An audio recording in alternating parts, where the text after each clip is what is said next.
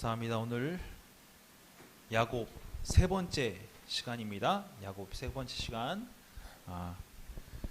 드디어 오늘 야곱이 끝납니다. 네, 성경을 계속 읽고 계시고 쓰고 계시는 줄 알고 있기 때문에 오늘 또 성경을 읽었는지는 안 물어보겠습니다. 네, 물어봤다 그러면 또 계속 웃기만 하시니까 안 물어보겠습니다. 자, 오늘 9번 야곱의 9번. 야곱이 자신의 모든 재산들을 다 가지고 에서를 만나러 가지요. 다시금 자신의 집으로 돌아가길 원해서 에서를 만나러 갑니다. 그러다가 여러분 너무 잘 아시는, 저번 주에 이제 잘 아시는 한 천사와 씨름을 하고 그의 왜 갑자기 기억이 안 나죠? 네, 환도뼈가 부러지는 일이, 어긋나는 일이 발생을 하죠. 그리고 나서 에서를 만나게 되고, 에서를 만나서 끌어안고 다시금 이제 그 형제와의 우애를 다시금 다지는 그런 시간들까지 저희가 보았습니다.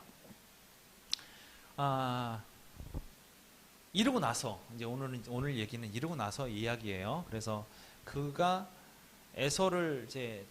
에서한테 자신의 재산이 많은 것을 보여주고, 그의 재산이 많은 것 중에서 그에게 예물로 이제 계속 강권해서 예물로 많은 것을 주고, 그리고 여기서 또 한 번 이제 속이는 자의 모습이 또 한 번 나옵니다.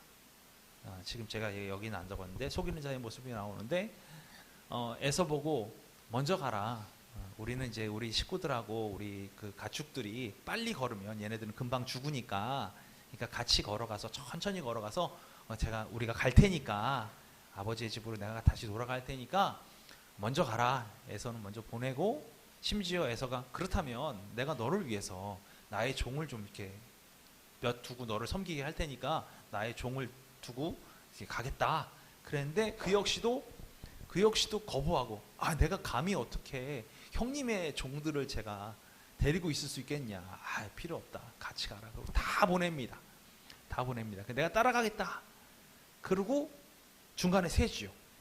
네, 중간에 셉니다. 그래서 야곱이 세겜 지역에 거주를 하게 됩니다. 세겜 땅에 와서 세겜성 앞에서 땅을 구매를 하고요. 땅을 구매를 하고 자기 집을 짓습니다. 아예 정착을 할 생각을 한 거예요. 땅을 사고 집을 짓고 거기서 이제 완전히 나는 여기서 살 거야. 나는 돌아가지 않고 살 거야. 라고 정착촌을 만든 거예요. 그의 가족들하고 다 같이. 그러다가 문제가 생기죠. 세겜에 거주할 때 그 딸 중에서 다나라고 있습니다. 다나가 있는데, 그 누구의 딸이죠? 다나? 레아의 딸 다나가 그 동네에 가가지고 이제 정착을 했으니까 문제가 없잖아요. 근데 여기서 정착이라는 게 잘 아셔야 돼요. 세겜 땅에 거주하기 위해서 정착을 하고 땅을 샀는데, 세겜 땅 안에 땅을 산 것은 세겜 성 안이 아니에요. 성 바깥이에요. 그러니까 이방인들이 사는 땅인 거예요. 거기를 사서 야곱이 정착을 한 거예요. 그러니까 이 정착한 이 땅은 세겜 성하고는 별도예요. 그러니까 판매한 거예요. 그래서 야곱이 이 바깥에서 살다가 이제 그 딸 다나가 성 안으로 들어가서 성 안에 이제 거기도 이제 그런 모임들 있잖아요. 옛날에 그 처녀들 모이는 공간이 어디였나요? 제일 많이 나오는 거 성경에 우물가. 왜요? 물 깃는 거를 그거 했어요. 물 깃는 걸 다 그래 처녀들이 길러 왔다고요. 그러니까 우물가 가면 다 자기 또래인 거예요. 다나 역시 그렇게 근처 놀러 간 거예요. 놀러 갔어요. 그래서 34장 1절과 2절을 보니까 레아가 야곱에서 낳은 딸 디나가 그 땅의 딸들을 보러 나갔더니 이 성 안으로 들어간 거예요. 들어가서 히위족 속족 하몰의 아들 그 땅의 추장, 그러니까 이 성의 대장 세겜이 그를 보고 끌어안아 강간하여 욕되게 하고. 지금 여기서 잘 생각하셔야 될 게, 이 성 안에의 모든 법은 누가 담당하는 거예요, 지금?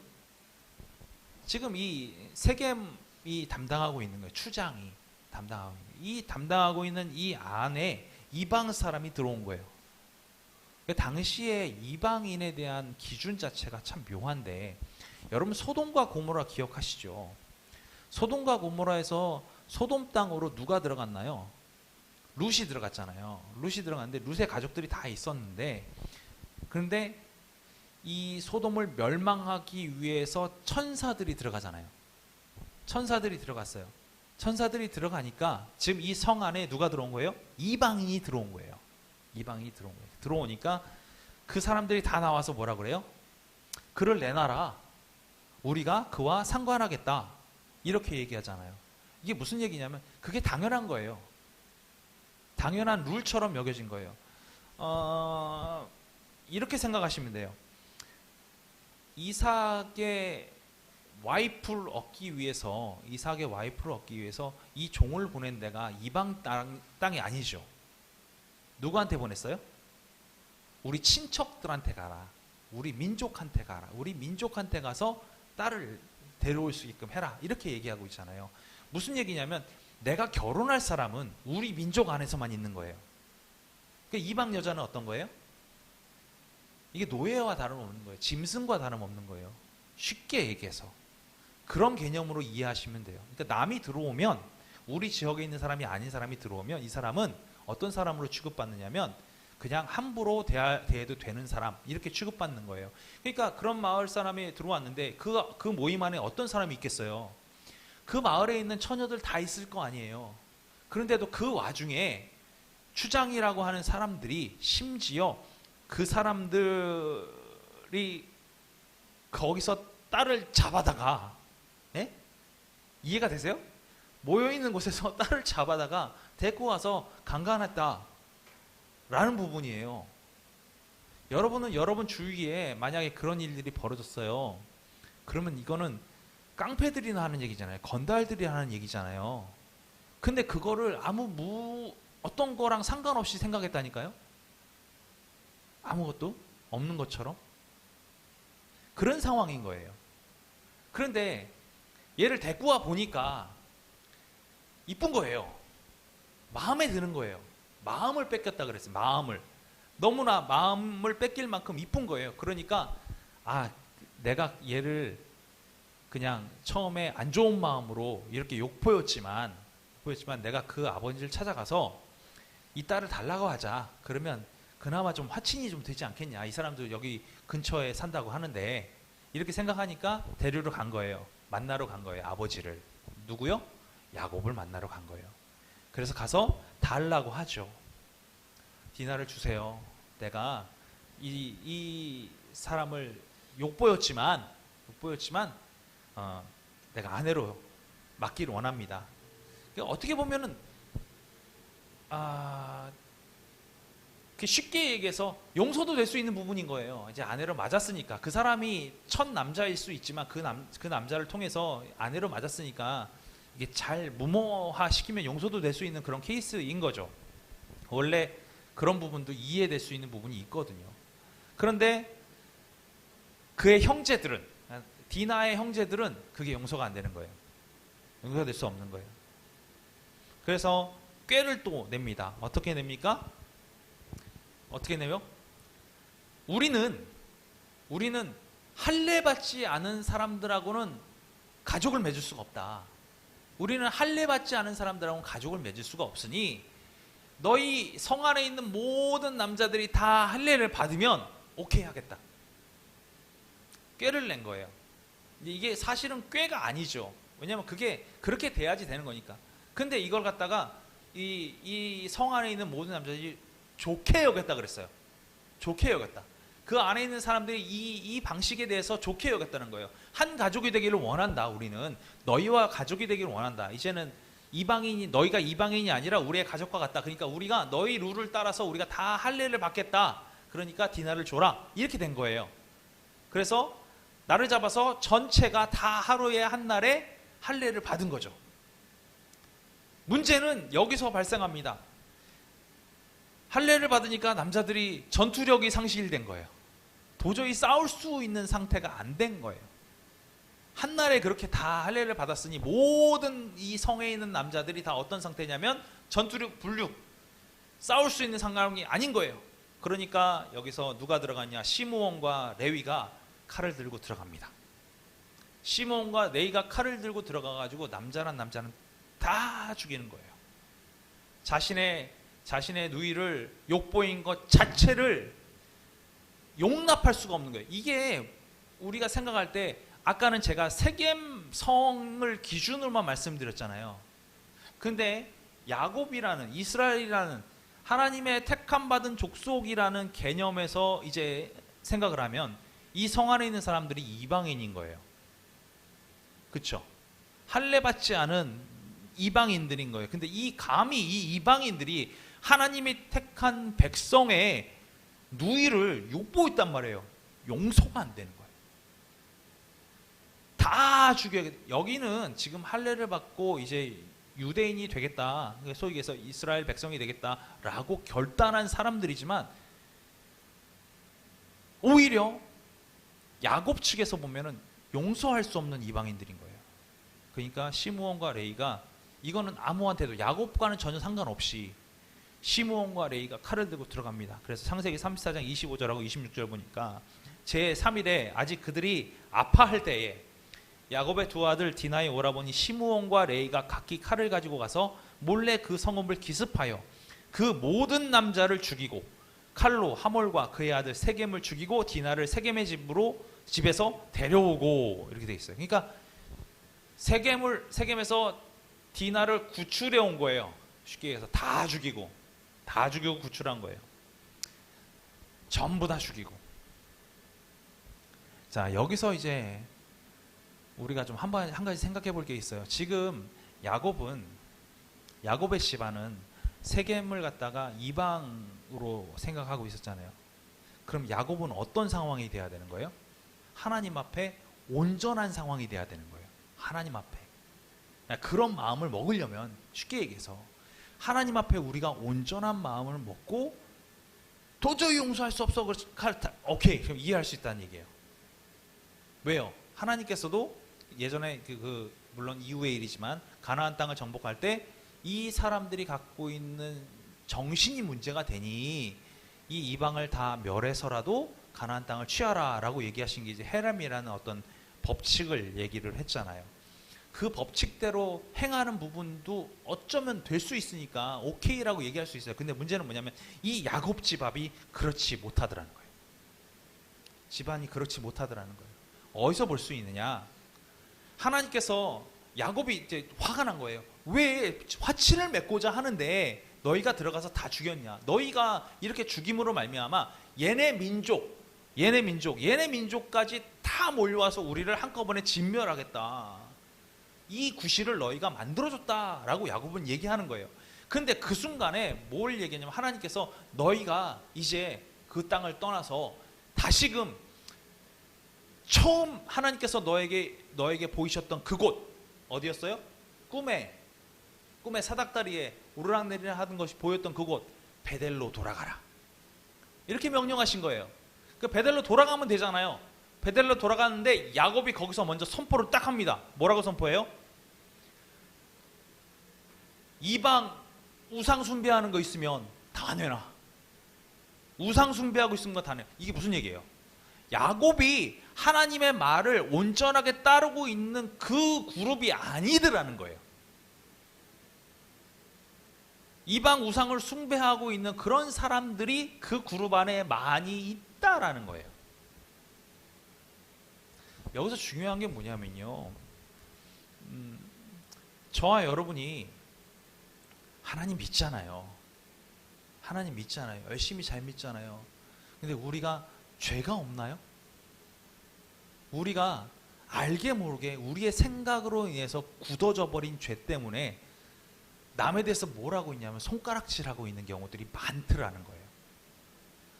우리가 완벽하면, 저는 그래요, 완벽하면 손가락질할 수 있어요. 그건 그럴 수 있다고 생각이 들어요. 저는 그렇게 생각이 들어요. 그런데 우리가 완벽하지 않아요. 우리가 완벽하지 않아요. 근데 어떻게 감히 손가락질 할 수 있냐고요. 아모스서에 이렇게 기록하고 있어요. 나는 죄를 지었는데 저의 악한 무리들은 무슨 상관이 있습니까? 이런 얘기가 있어요. 그게 무슨 얘기냐면 우리는 어떤 큰 일이 발생을 했어요. 큰 재앙이 있거나 무슨 일이 발생했어요. 그러면 무슨 얘기냐면 저놈 때문에, 저 죄 때문에 우리가 이런 고통을 당하는구나, 이렇게 얘기를 해요. 그런데 따지고 보면 뭐가 문제가 되냐면 우리 죄 때문에, 내 죄 때문에 타인에게 고통을 끼치고 있는 사람이 내가 될 수 있다라는 거예요. 이걸 잃으면 안 되거든요. 이걸 놓쳐버리면 모든 것이 남 탓이 돼버려요. 이게 세상의 기준이에요. 그런데 하나님은 무엇을 얘기하고 있냐면 나의 죄로 인해서, 내 죄로 인해서 세상이 고통받을 수 있다는 것을 얘기하고 있는 거예요. 내 죄 때문에. 야곱이 온전한 상태에서 그런 일을 행했다. 저는 그렇게 상관없다고 생각을 합니다. 그러나 야곱의 무리 자체가 우상 숭배를 하고 이방 신상을 섬기고 여러 가지 귀고리니 뭐니 섬기는 것들이 많이 있었나 봐요. 그러니까 오늘 뭐라 그래요? 오늘 창세기 35장 3절에서 5절 보니까 우리가 일어나 베델로 올라가자. 내 환난 날에 내게 응답하시며 내가 가는 길에 나와 함께 하신 하나님께 내가 거기서 제단을 쌓으려 하노라 하매. 여기까지는 좋아요. 하나님의 명령대로 따르겠다 하는 겁니다. 그들이 자기 손에 있는 모든 이방 신상들과 자기 귀에 있는 귀고리들을 야곱에게 주는지라. 이게 다 내놓으라고 했어요. 정결하게 해라. 그 얘기가 먼저 나오거든요. 그러니까 어떻게 합니까? 다 주니까 야곱이 그것들을 세겜 근처 상수리 나무 아래에 묻고, 그러니까 모든 것들을 어떻게 한 거예요? 이제 다시는 내가 그걸 신경도 안 쓰겠다. 그리고 그냥 묻어버린 거예요. 묻어버린 거예요. 오늘 저와 여러분도 그랬으면 좋겠어요. 내가 혹시 안 좋게 사는 것들이 있다고 한다면 다 마음에서 버려서 묻었으면 좋겠어요. 그냥 다 없앴으면 좋겠어요. 그렇게 하자 어떤 일이 벌어집니까? 그들이 떠났으나 하나님이 그 사명 공을들로 크게 두려워하게 하셨으므로, 이거 하나님이 하셨다고 분명히 얘기하고 있어요. 성경은 하나님이 그렇게 하셨다. 하나님이 그렇게 하셨기 때문에 야곱의 아들들을 추격하는 자가 없었다라고 성경은 기록하고 있어요. 우리가 돌이키는 것은 여기서부터 출발하는 거예요. 야곱의 모든 사람들이 베델로 돌아가서 거기서 하나님께 예배하고 제단을 쌓는 것이 중요하다. 아니, 그보다 중요한 건 이 이야기예요. 이방 신상을 버리고 이방의 물건들을 버리고 다 거기서 묻어버리고 나는 거기서 이 미련을 전혀 갖지 않고 이제 온전히 하나님께만 나아가겠다. 이게 회개예요. 이게 회개의 모습이에요. 돌이켜서 돌아가는 모습. 이 모습이 중요한 거예요. 우리는 돌아가서 하나님 앞에 예배하면 끝입니다 라고 생각하지만 그게 아니라 회개는 먼저 버리는 것에서 출발합니다. 내가 버리는 것에 출발하는 거예요.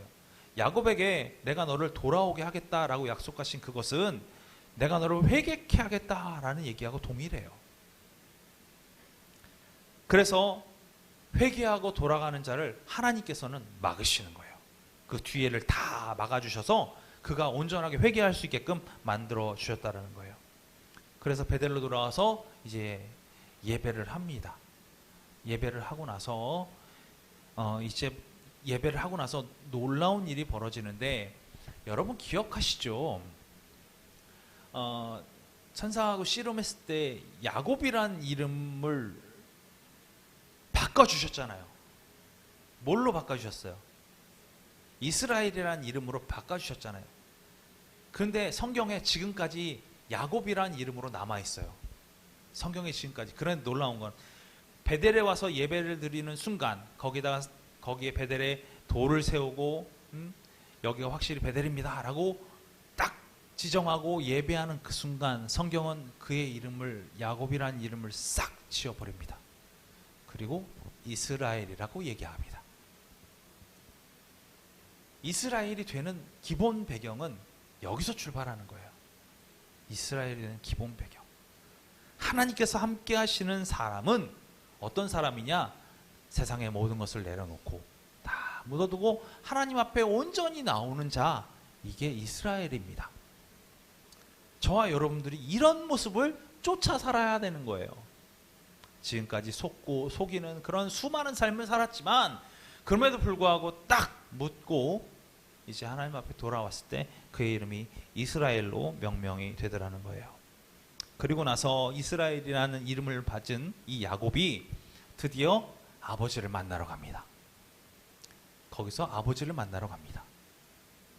에서와 아버지를 만나죠. 에서와 아버지를 만났지만 얼마 안 가서 이삭은 180세가 돼서 장사 지내집니다. 근데 이삭을 만나러 돌아간 그곳은 베델에서 멀지 않은 곳이에요. 사실 따지고 보면. 여러분, 그 아브라함이 장사된 곳이 어디죠? 사라가 그렇죠. 헤브론에 있는 막벨라 굴에 장사가 됐어요. 근데 기랏 아르바라는 곳, 오늘 이제 성경에 창세기 35장 27절 29절 보니까 야곱이 기럇 아르바의 마브레로 가서 그의 아버지 이삭에게 이르렀으니 기럇 아르바는 곧 아브라함과 이삭이 거류하던 헤브론이었더라, 이렇게 얘기하고 있죠. 헤브론이었더라. 그리고 뭐라고 얘기하냐면 이삭이 나이가 180세라. 이삭이 나이가 많고 늙어 기운이 다함에 죽어서 자기 열조에게로 돌아가니 그의 아들 에서와 야곱이 그를 장사하였더라. 지금 현재까지 막벨라 굴이라고 얘기하는 그곳에 아브라함의 석관, 사라의 석관, 그 다음에 이삭의 석관이 있고요. 야곱도 여기서 묻힙니다. 이 굴 안에. 그래서 좀 지금은 안타깝지만 이 석실로 들어가는 입구가 두 개예요. 두 개를 만들어 놨어요. 한쪽은 비이슬람교인들이 들어가는 입구, 한쪽은 이슬람교들만 들어가는 입구, 이렇게 나눠져 있어요. 아예 군대가 지키고 있어요. 거기서 분쟁도 일어나고 해요. 싸움도 일어나고 총격전까지 일어나요. 그래서 매우 삼엄하게 지키고 있습니다. 막벨라 굴이 그렇게 아브라함도 이삭도 그 다음에 야곱도 묻힌 그곳이 됩니다. 자, 그래서 야곱이 이제 거기서 잘 살죠. 잘 살다가 문제가 발생합니다. 이게 저희가 다음 시간에 좀 나눠볼 건데, 요셉 시간에 나눠볼 건데, 야곱의 아들들이 몇 명이죠? 12명. 그리고 베델에 가서 예배드리고 이삭을 만나러 가기 전에 어떤 일이 벌어지냐면 막내 아들을 낳습니다. 막내 아들을 낳아요. 그러니까 회개하기 전까지의 인물들이 이제 다 나온 거고, 11명이 나온 거고, 회개하고 나서 베델에서 예배드리고 나서 마지막에 결국에는 베냐민이 나오죠. 탄생하죠. 그래서 거기서 이제 12명의 아들들이 이제 일어나는 일들이 이제 계속해서 이자가 후반부에 발생하는데, 야곱은 결국에는 가나안을 떠나게 되죠. 왜 떠납니까? 왜 떠나죠? 왜 떠나요? 애굽으로 왜 가요? 야곱이. 모든 스토리를 다 알아야 되는데 요셉이 먼저 총리가 됐고요. 여기가 가난해서 먹을 걸 구하러 왔잖아요, 애굽에. 그러다가 여러 가지 사건들 때문에 이제 너의 아버지랑 다 데리고 와. 그러니까 이제 누가 인질로 잡혀 있었어요. 처음엔 베냐민이 잡혀 있다가 나중엔 유다가 잡혀 있죠. 유다가 잡혀서 다 이제 데리고 오잖아요. 온 가족이 다 와요. 다 넘어와요. 그러니까 야곱이 그때 애굽으로 들어가는 거예요. 그때 이제 아버지의 자격으로 들어갑니다. 가서 그래서 430년 만에 모세가 출애굽을 시킬 때까지 그 자기에 있다가 애굽에 머물게 되고요. 애굽에서 죽게 됩니다. 그렇죠? 창세기 46장 7절 보니까 이와 같이 야곱이 그의 아들들과 손자들과 딸들과 손녀들 곧 그의 모든 자손을 데리고 애굽으로 갔더라. 이게 이제 요셉 만나러 가는 거예요. 그 다음 출애굽기 12장 41절 430년이 끝나는 그날에 여호와의 군대가 다 애굽에서 나왔은즉, 이게 이제 모세를 통해서 나온 그 모습을 얘기하고 있습니다. 자, 야곱의 후손으로 야곱의 후손으로 다 이제 애굽 땅으로 들어간 사람의 총수는 70명입니다. 창세기 46장 27절 보니까 애굽에서 요셉이 낳은 아들은 2명이니 야곱의 집사람으로 애굽에서 이른 자가 모두 70명이었더라. 이렇게 되고요. 창세기 49장에서 야곱은 그의 아들 12명을 축복하였죠. 각자의 미래를 예언까지 합니다. 이 축복에서 좀 다른 케이스들이 좀 있기는 한데 이 축복의 12명 중에서 지금 원래는 요셉을 축복해야 되잖아요. 야곱이 요셉을 축복해야 되는데 요셉을 축복하지 않고 요셉의 2 아들을 축복합니다. 그 장면이 나와요. 나중에 우리 함께 볼게요. 그래서 축복하고 얘기하는 부분이 나옵니다. 그때도 이제 재밌는 장면이 하나 나왔는데 어떤 장면이냐면 장자와 그 차남에 대한 부분이에요. 근데 이제 야곱이 재밌는 액션을 취하죠. 어떻게 하냐면 오른손을 차남의 머리에, 그다음 왼손을 장자의 머리에 이렇게 얹고 축복하는 장면이 나옵니다. 요셉이 막았지만 그럼에도 불구하고 이게 맞다라고 얘기하는 장면들이 나오죠. 야곱이 죽은 후에 요셉은 아버지를 막벨라 굴에 장사했습니다. 네. 그래서 창세기 50장 13절 보니까 그를 가나안 땅으로 메어다가 마블레아 막벨라 굴에 장사하였으니 이는 아브라함이 헤초 속 에브론에게 밭과 함께 사서 매장지를 삼은 곳이었더라. 그러니까 여기서 누구 죽은 거예요? 매장되어 있는 거예요? 아브라함과 사라와 이삭과 그 다음에 야곱이 매장된 거예요. 야곱이 매장된 거예요. 이렇게 해서 매장한 부분까지가 구약에서 언급되어 있는 야곱에 대한 언급입니다. 자, 5번 신약성경은 야곱에 대해서 어떻게 말하고 있는가? 야곱에 대한 언급에 대한 부분들이 몇 가지 나와요. 마태복음 22장 29절에서 33절에서 예수님을 부활에 관해 묻는 사두개인들에게 야곱에 관해서 언급하시는 장면이 나오는데 마태복음 22장 32절에 나는 아브라함의 하나님이요 이삭의 하나님이요 야곱의 하나님이로다 하신 것을 읽어보지 못하였느냐. 하나님은 죽은 자의 하나님이 아니요 살아있는 자의 하나님이시니라 하시니 라면서 하나님에 관한, 하나님과 연관되어 있는 하나님의 그 직접적인 계시, 즉 무슨 얘기예요? 내가 땅을 줄 것이고 그리고 내가 자손을 허락하여 줄 것이고 마지막으로 복이 되게 할 것이다 라는 이 명령을 직접적으로 받은 세 사람, 그래서 아브라함과 이삭과 야곱이 여기에 언급되지요. 다음 요한복음 4장 6절에 14절 보면 사마리아 여인 얘기가 나오는데요. 예수님께서 이 사마리아 여인, 우물가에서 만난 사마리아 여인에게 이야기하는 이 장소가 야곱의 우물입니다. 야곱의 우물. 요한복음 4장 12절 보니까 우리 조상 야곱이 이 우물을 우리에게 주셨고 또 여기서 자기와 자기 아들들과 짐승이 다 마셨는데 당신이 야곱보다 더 크니까? 라고 묻는 장면이 나옵니다. 그러니까 야곱이 판 우물이라고 명명되어 있는 그곳이란 얘기죠. 사도행전 7장 6절에서 19절에서 스데반 집사가 설교하는 장면이 나와요. 말씀 전하는 장면이 나와요. 산헤드린 공회원 앞에서 말씀을 전하는데 하나님은 아브라함과 이삭과 야곱의 생애 가운데서 함께 하셨음을 계속해서 강조하는 장면이 나옵니다. 그래서 사도행전 7장 8절에 할례의 언약을 아브라함에게 주셨더니 그가 이삭을 낳아 여드레 만에 할례를 행하고 이삭이 야곱이 우리 12조상을 낳으니라 라고 하면서 하나님께서 허락하신 라인이 어떻게 되는지에 대해서 쭉 얘기하고 있고 그 당시 12지파를 만든 가장 기초가 됐던 기준이 야곱의 12자손부터 시작되었다라는 부분을 다시 한번 얘기하는 부분이 나오고요. 사도행전 7장 14절하고 15절 보니까 요셉이 사람을 보내어 그의 아버지 야곱과 온 친족 75사람을 청하였더니 야곱이 애굽으로 내려가 자기와 우리 조상들이 거기서 죽고 이런 말이 나와요. 그러니까 요셉이 들어가 있었잖아요. 요셉이 들어가 있었고 요셉이 들어가 있으면서 가나안 땅에 있는 야곱의 모든 친척들, 야곱과 모든 친척들을 애굽으로 데리고 들어온 부분들을 설명하는 장면에서 이 장면이 나옵니다.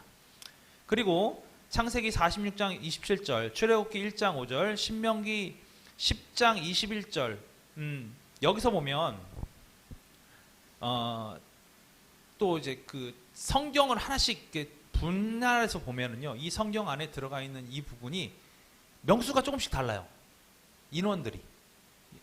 심지어 나중에 그 70인역이라는 번역이 있어요. 70인역이라는 번역이 어떤 번역이냐면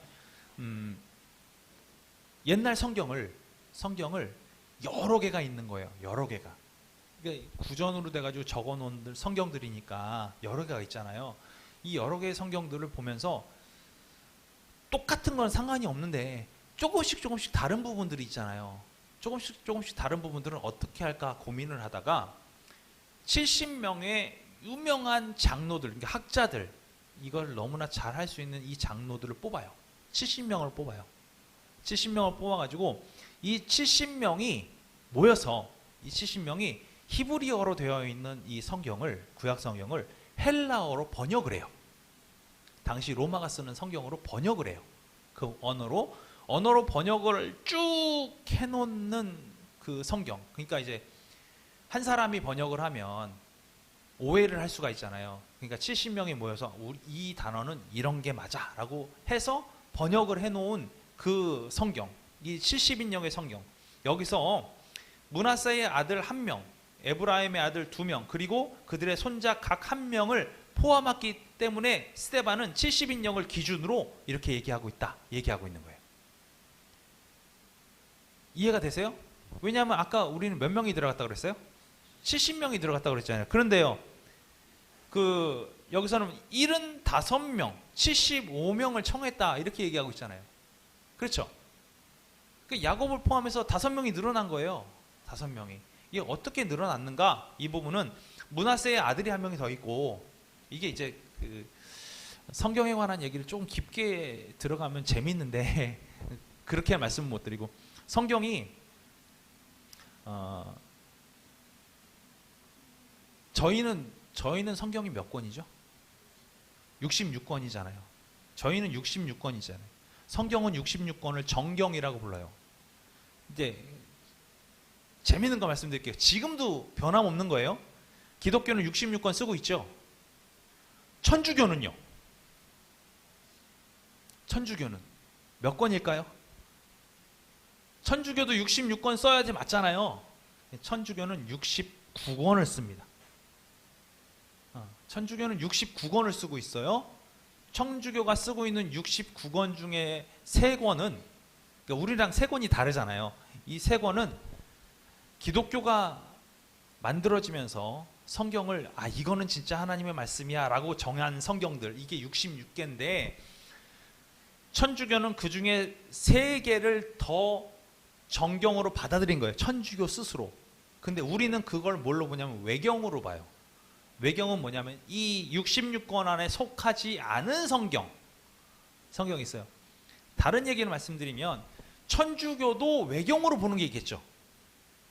천주교도 이건 좀 아니야 뭐 이렇게 생각하는 있잖아요. 지금 바티칸시티 밑에 그 두루마리로 보관되어 있는 수많은 외경들이 있는데 약 1900여 개의 외경이 있어요. 누군가 성경을 다 쓴 거예요. 누군가 성경을 다 썼는데 이것은 예수님을 뭐 인간적으로 표현했다든가 아니면 성경 자체를 하나님의 신적인 그 말씀이 아니라 다른 쪽으로 이제 문학적으로 해석을 했다든가 이런 성경들은 다 어떻게 하냐면 외경으로 다 빼놓은 거예요. 이게 정경화 작업할 때 다 빠진 것들이에요. 이것들이 지금 바티칸시티 지하에 그 서고에 저장되어 있어요. 보관되어 있어요. 근데 천주교는 그 중에서 3권을 더 자신들의 정경에 집어넣은 상태. 이런 거죠. 그래서 70인역은 그런 외경이 아니라 66권을 번역을 했는데 이제 히브리어를 헬라어로 번역을 했을 거잖아요. 그러니까 당시에 이스라엘 안에 히브리어만 있는 것이 아니라 로마 사람들이 있으니까 헬라어로 번역되어 있는 성경이 있었거든요. 70인역이라는 성경.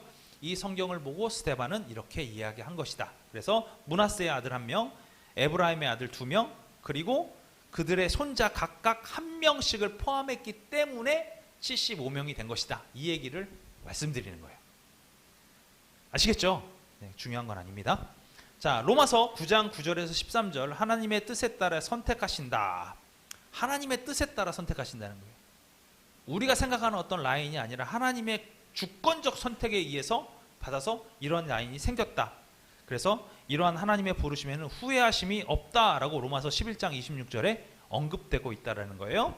9장 9절서부터 13절 보니까 약속의 말씀은 이것이니 명년이 이때에 내가 이르니 사라에게 아들이 있으리라 하심이라. 그뿐 아니라 또한 리브가가 우리 조상 이삭 한 사람으로 말미암아 임신하였는데 그 자식이 아직 나지도 아니하고 무슨 선이나 악을 행하지도 아니한 때에, 그렇잖아요. 뱃속에 있는데 뭐 아무것도 없잖아요. 그때에 택하심을 따라 되는 하나님의 뜻이 행위로 말미암지 않고 오직 부르시는 이로 말미암아 서게 하려 하사 리브가에게 이르시되 큰 자가 어린 자를 섬기리라 하셨나니. 무슨 얘기인지 아시겠죠? 야곱이 잘못된 일을 하든 에서가 잘못된 일을 하든 그가 행했으니까 그렇게 됐다, 이게 아니라 하나님께서 이미 리브가의 뱃속에 에서하고 야곱이 있는 그 순간에 정해주셨다는 거예요. 택하심을 입어서 진행됐다는 거죠. 그래서 야곱은 사랑하고 에서는 미워하심, 이게 똑같다, 이 얘기를 하고 있는 거죠. 그래서 로마서 11장 26절에 그리하여 온 이스라엘이 구원을 받으리라 기록된 바 구원자가 시온에서 오사 야곱에게서 경건하지 않은 것을 돌이키시겠고. 야곱에서 경건하지 않은 것들 많이 봤죠, 지금 저희가. 그렇죠? 그걸 어떻게 하셨어요? 세겜에서 다 버려놓고 돌이켜서 베델로 오게끔 하시는 돌이키심이 야곱에게 있었다라고 얘기하고 있는 거죠. 그래서 히브리서 11장 20절과 21절은 야곱의 믿음에 대해서 이렇게 얘기하죠. 믿음으로 이삭은 장차 있을 일에 대하여 야곱과 에서에게 축복하였으며 믿음으로 야곱은 죽을 때에 요셉의 가가들에게 축복하고 그 지팡이 머리에 의지하여 경배하였다. 이렇게 이야기하고 있습니다. 자, 빨리 가죠. 끝나죠. 야곱을 통해서 배울 수 있는 교훈은 무엇입니까? 1. 속이는 자와 간사한 자는 반드시 그 값을 치르게 된다. 심은 대로 거두는 법칙이다.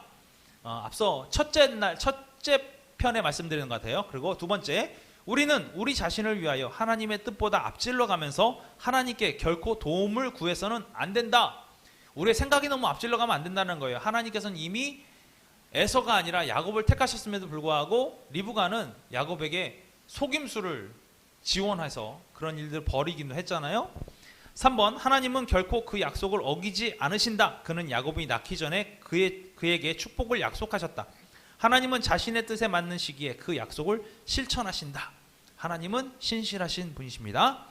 4번, 우리는 때때로 베델로 돌아갈 필요가 있다. 회개하고 돌아갈 이유가 있지요. 우리는 항상 이것을 알아야 합니다. 5번, 하나님은 이스라엘을 위한 완전한 계획을 갖고 계신다. 부분적으로 성취되어 왔으며 부분적으로 성취되어 갈 것이다. 우리를 향한 계획도 있으십니다. 그렇기 때문에 때를 따라 이루시는 하나님을 기대하는 마음으로 소망을 가지고 달려나가야 하는 것이 저와 여러분의 몫이다, 이 얘기죠. 복습하겠습니다. 야곱의 이름은 무엇입니까? 약탈자. 약탈자 이전 이름이 있었죠? 발뒤꿈치를 잡은 자. 그렇죠. 자, 두 번째, 하나님께서 야곱에게 아브라함과 맺은 언약을 언제 주셨습니까? 언제라고 보는 거? 언제? 어느 때? 어느 곳에서? 베델에서 주셨죠. 제일 중요한 것 다 있었는데 야곱에게만 주신 거. 응? 너와 함께 하겠다. 돌아오기까지 내가 끝까지 함께 하겠다. 자, 3번, 하나님의 불공평한 선택에 관한 이야기는 성경 어디에 나옵니까? 불공평한 선택. 로마서 9장 11절, 창세기 25장 23절에 나옵니다. 찾아보세요. 다음, 베델의 뜻은 무엇입니까? 하나님의 집. 베델은 하나님의 집입니다. 창세기 28절 16절에 여호와께서 과연 여기 계시거늘 내가 알지 못하였도다 라고 얘기하고 있죠. 하나님의 집을 얘기합니다. 야곱은 몇 아들을 두었습니까? 12아들. 그렇죠. 12아들. 이 12아들은 12지파가 됩니다. 야곱 인생의 마지막 여정은 어디였습니까? 그와 함께한 가족의 숫자는 몇 명이었습니까? 70명이 어디로 갔죠? 애굽에 갔죠. 결국 애굽에서 그는 죽습니다. 그래서 요셉이 야곱을 메어다가 어디다가? 헤브론의 막벨라 굴에다가 장사 지내게 되죠. 자, 성경 쭉 나오죠. 읽어 오십시오. 네, 다음 주부터 요셉에 대해서 우리가 할 겁니다. 요셉은 그리스도의 그림자로서의 역할을 하였다라는 부분 알고 계시고 기본적으로 갖고 계시면 될 것 같고요. 야곱에 대해서 연구한 바를 복습해 보시면 좋을 것 같아요. 새롭게 깨달아진 성경 구절에 밑줄 그어 표시해 두시면 좋을 것 같습니다. 야곱은 어찌 보면 우리의 삶과 비슷합니다. 속고 속이고 세상의 파도와 세상의 그것을 자신의 뜻과 힘으로 넘으려 했던 야곱의 모습들, 그렇지만 그럼에도 불구하고 하나님의 뜻이 야곱에게 있었고 야곱 역시 하나님의 뜻을 따라 마지막에 다 버려두고 하나님께 돌아온 모습들. 우린 좀 일찍 돌아왔으면 좋겠어요. 일찍 돌아와서 우리가 하나님 앞에 온전하게 나아가는 그런 삶을 살았으면 좋겠습니다. 기도하겠습니다. 하나님 감사합니다. 오늘도 주님의 놀라우신 지혜를 배웠습니다. 우리가 살고 있는 모든 것들, 우리가 행하고 있는 그 모든 것들, 이 모든 것들이 우리의 계획과 우리의 뜻과는 상관없이 하나님의 계획과 뜻으로 이루어져 가고 있음을 우리가 이 시간 다시금 배웠습니다. 참고 기다리는 마음으로 주님을 의지하고 신실하신 주님께 소망을 두는 마음으로 살아가는 우리들 되게 인도하여 주셔서 우리의 계획보다 먼저 일하시는 하나님 앞에 우리가 엎드려 모든 것을 의탁해 드릴 수 있는 우리의 삶이 되게 인도하여 주시옵소서. 또한 세상의 것들 다 내려놓고 주님 앞에 온전히 돌아옴으로 말미암아 주님의 복된 삶을 누리며 살아갈 수 있는 우리 모두가 되게 인도하여 주시옵소서. 언제나 감사드리며 예수 그리스도 이름으로 기도합니다. 아멘. 주기도만 하시겠습니다. 하늘에 계신 우리 아버지여, 이름이 거룩히 여김을 받으시오며 나라가 임하시오며 뜻이 하늘에서 이루어진 것 같이 땅에서도 이루어지이다. 오늘 우리에게 일용할 양식을 주시옵고 우리가 우리에게 죄 지은 자를 사하여 준 것 같이 우리 죄를 사하여 주시옵고 우리를 시험에 들게 하지 마시옵고 다만 악에서 구하시옵소서. 나라와 권세와 영광이 아버지께 영원히 있사옵나이다. 아멘.